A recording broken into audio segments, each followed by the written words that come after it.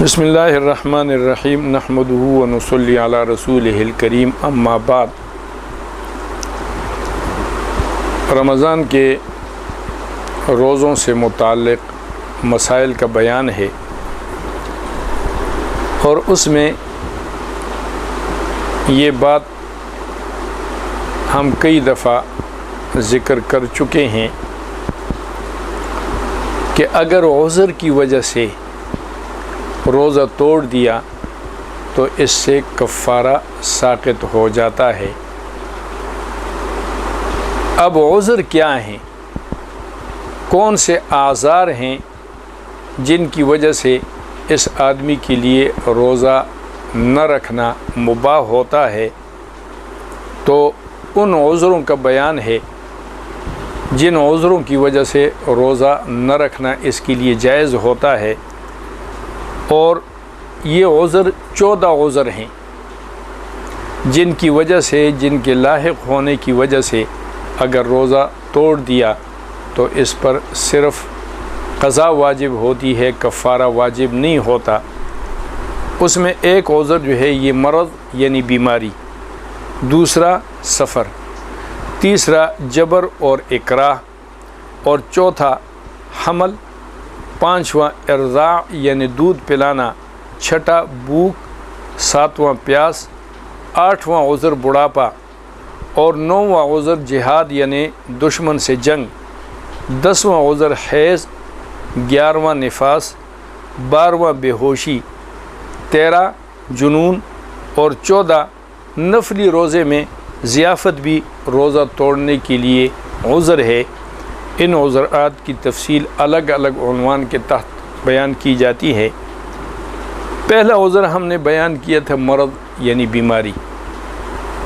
اگر مریض کو اپنے جان کے ضائع ہونے یا کسی عضو کے بیکار ہو جانے یا بگڑ جانے یا کسی نئے مرض کے پیدا ہونے کا یا موجودہ مرض کے بڑھ جانے یا دیر میں صحت ہونے کا خوف ہو، یا آنکھ کے درد یا کسی زخم کا یا سرد کے درد کا خوف ہو، تو اس کو روزہ نہ رکھنا یا توڑ دینا جائز ہے۔ ابتداءً نہ رکھنا بھی جائز ہے، اور اگر رکھا ہوا ہے تو توڑ دینا بھی جائز ہے۔ مثلا کسی کے پیٹ میں اچانک ایسا درد اٹھا کہ وہ بے چین ہو گیا، یا سانپ نے ڈس لیا، اور اس صورت میں اس کو دوا پینا ضروری ہے، تو وہ دوا پی لینا اور روزہ توڑ دینا درست ہے۔ اگر ان سب صورتوں میں روزہ رکھنا برداشت کر سکے تو اس کو روزہ رکھنا افضل ہے، لیکن اگر ہلاکت کا خوف ہو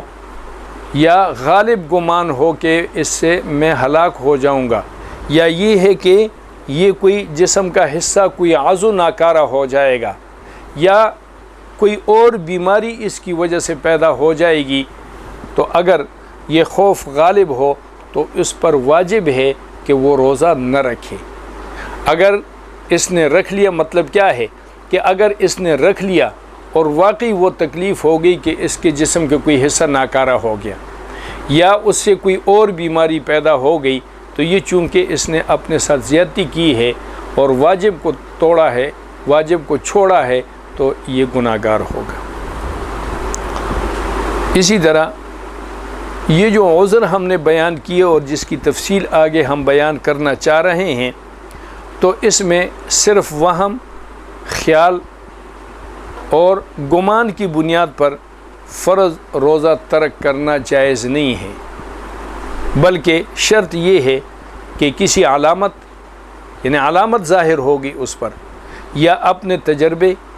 یا کسی ایسے شخص کے تجربے سے جس کو ایسا ہی مرض لاحق ہو چکا ہو، یا کسی ایسے مسلمان حاذق طبیب کے آگاہ کرنے سے جو کھلم کھلا فاسق نہ ہو، اور ان کے کہنے سے گمان غالب حاصل ہو جائے۔ کافر طبیب، حکیم یا ڈاکٹر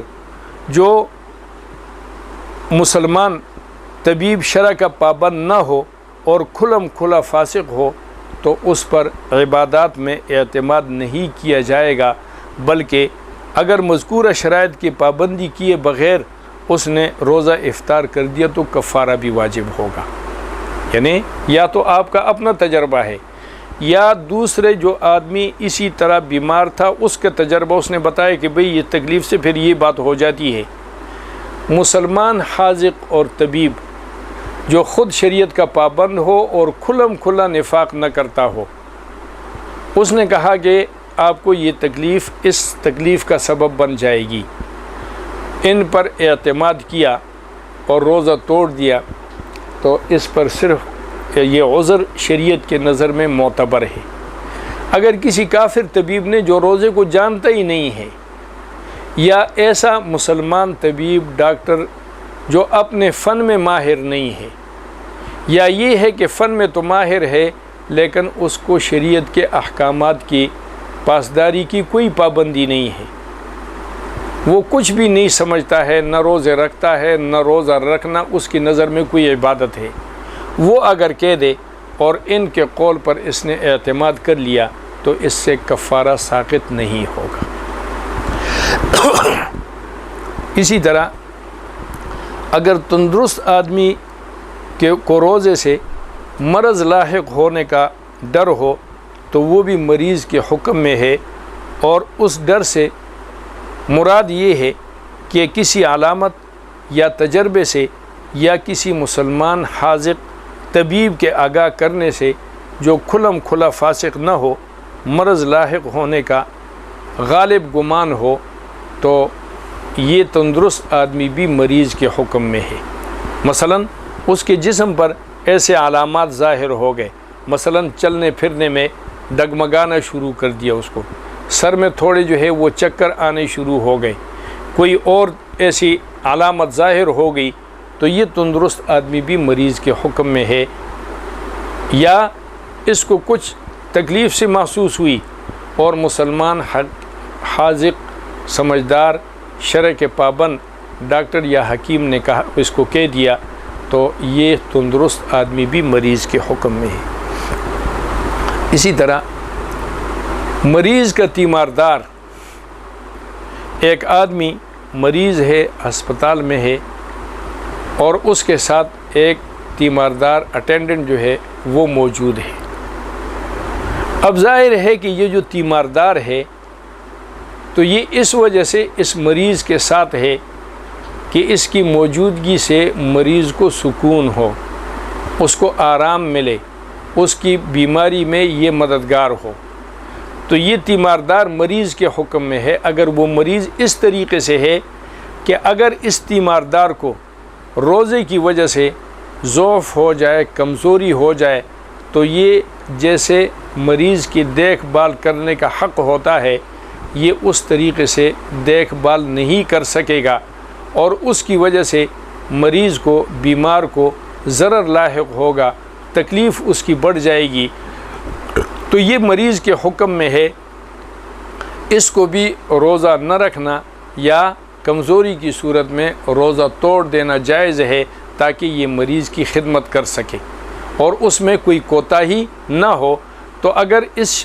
بنیاد پر کہ اگر میں روزہ رکھوں گا اور مریض کی تکلیف بڑھ جائے گی، میں اس کی خدمت نہیں کر سکوں گا، اس نے روزہ توڑ دیا تو قضا اس کے ذمہ ہوگی۔ اس عذر کو شریعت نے معتبر مانا ہے، یعنی مریض کا تیماردار مریض کے حکم میں ہے۔ ایک عذر وہ ہے سفر، شرعی سفر، یعنی جس سفر میں نماز قصر کرنا جائز ہے اسی سفر میں روزہ نہ رکھنا بھی جائز ہے، اور شرعی سفر 3 دن کے مسافر یعنی 48 میل اور 76 سے کچھ اوپر اشاریہ یہ کلومیٹر ہے، یہ شرعی سفر ہے۔ اگر ایک آدمی کو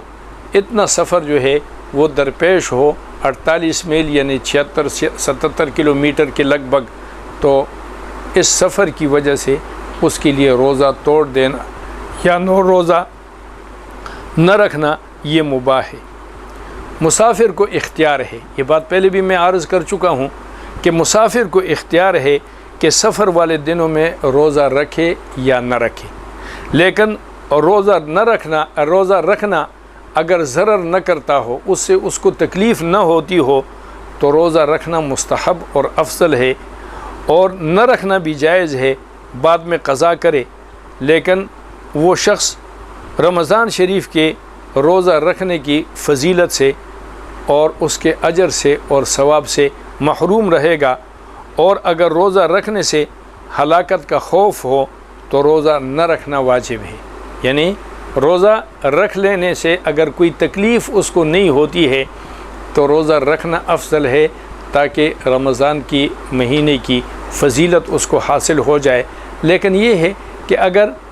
ہلاکت کا خوف ہو تو پھر ضروری ہے، اس پر واجب ہے کہ وہ روزہ نہ رکھے۔ اسی طرح سفر یہ روزہ توڑ دینے کو مباح نہیں کرتا، البتہ روزہ نہ رکھنے کو مباح کرتا ہے۔ مثلا آپ روزے سے تھے اور آپ نے سفر شروع کر لیا، تو یہ سفر آپ کو یہ روزہ توڑنے کو مباح نہیں کرتا، البتہ عصر 9 کل آپ سفر میں ہوں گے تو آپ صبح سے روزہ نہ رکھیں، یہ روزہ نہ رکھنے کو مباح کرتا ہے۔ اس لیے جس روزے سے رمضان کے روزے کے بعد سفر شروع کیا، یعنی رمضان کا روزہ تھا اور اس دن اس نے بعد میں سفر شروع کیا، تو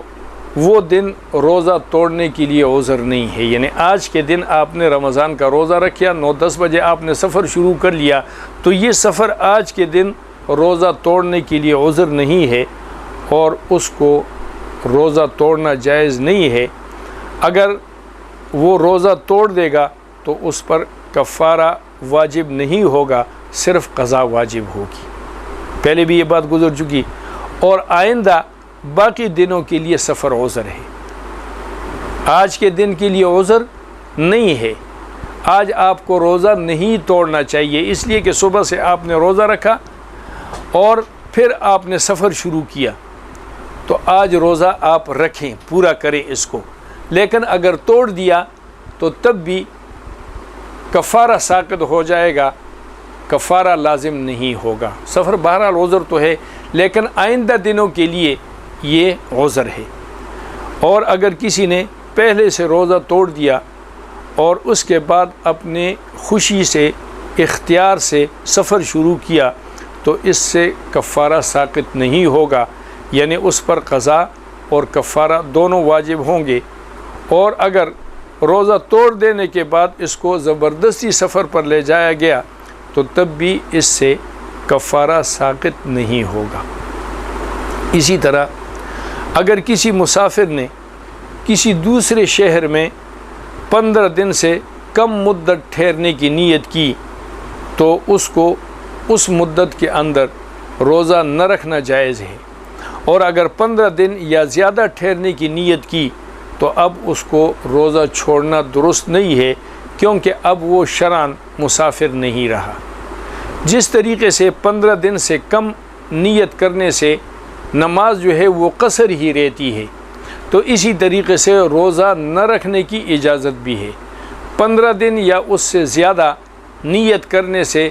نماز کا قصر کرنا ختم ہو جاتا ہے، اس کو پوری نماز پڑھنی ہے، تو اسی طریقے سے روزہ بھی رکھنا ہے۔ اسی طرح اگر کوئی شخص ماہ رمضان کے شروع دن میں مسافر تھا اور پھر وہ ایسے وقت میں اپنے شہر میں داخل ہوا یا کسی دوسرے شہر میں داخل ہو کر اس نے اس شہر میں 15 دن یا اس سے زیادہ ٹھہرنے کی نیت کی، اور ابھی روزے کی نیت کرنے کا وقت باقی ہے اور ابھی تک اس نے اس سے روزہ توڑنے والا کوئی فعل صادر نہیں ہوا، تو اس دن کا روزہ اس پر رکھنا واجب ہے۔ مثلا صبح آدمی مسافر تھا اور شرعی دن ابھی نہیں ہوا تھا